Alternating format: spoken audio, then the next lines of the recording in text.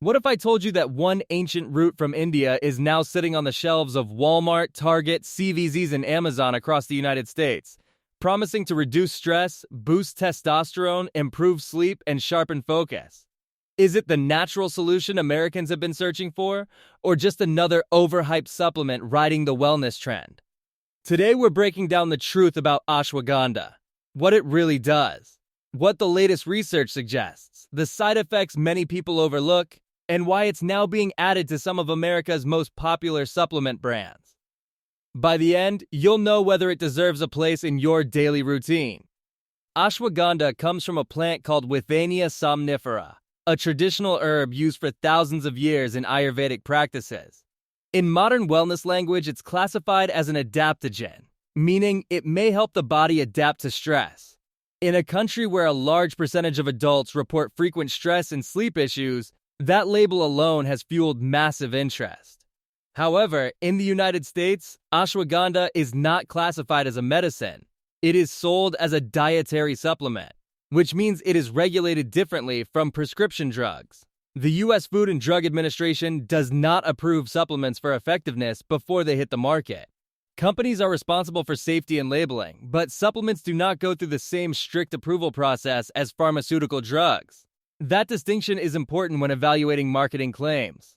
So why has ashwagandha become so popular in America? Rising stress levels, burnout culture, sleep deprivation, and constant digital stimulation have pushed people toward natural stress solutions. Social media platforms and wellness influencers have amplified its reputation, often presenting it as a near-miracle herb. But when we look at the research, the results are promising yet moderate.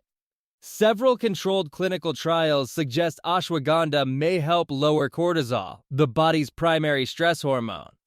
Participants in some studies reported reduced perceived stress and improved calmness when taking standardized extracts in the 300-600 mg range daily.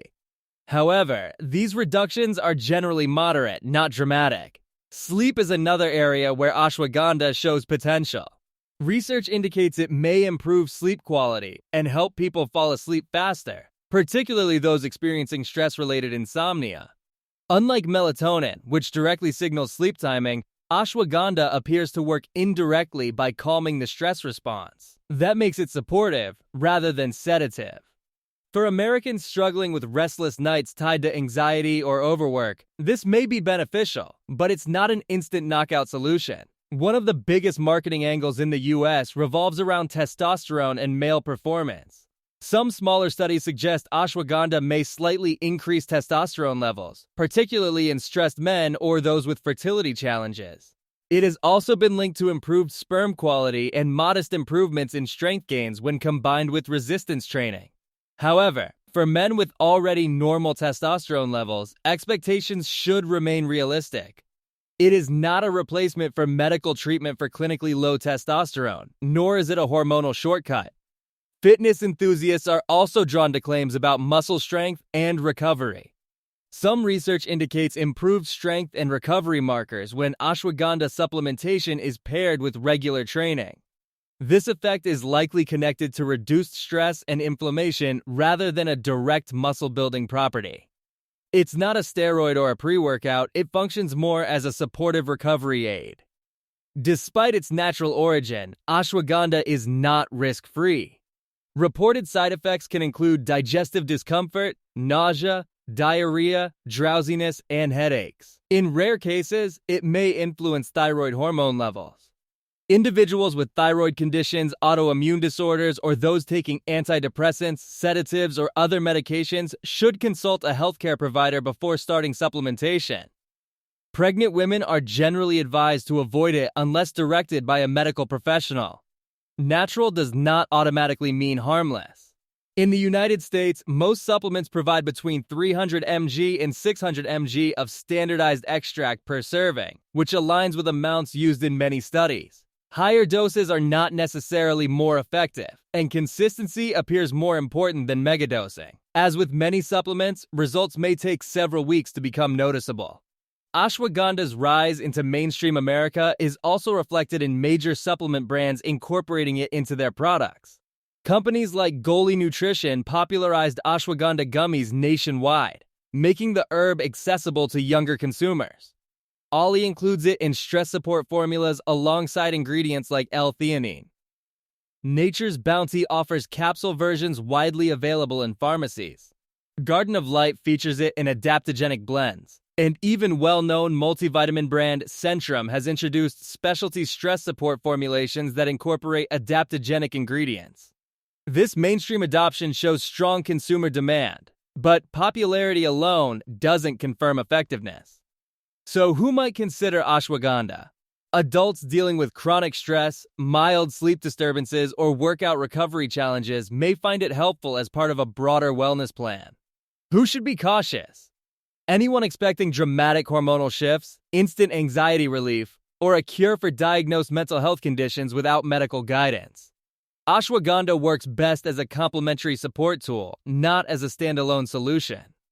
The American supplement industry is worth billions of dollars, and trends move quickly. Ashwagandha sits in an interesting middle ground. It is neither a miracle cure nor a useless fad.